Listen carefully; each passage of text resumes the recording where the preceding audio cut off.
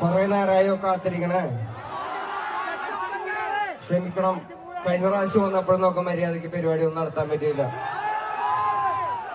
ഇപ്രാവശ്യം നമുക്ക് പോയി നോക്കല്ലേ? പോവല്ലേ നമുക്ക്?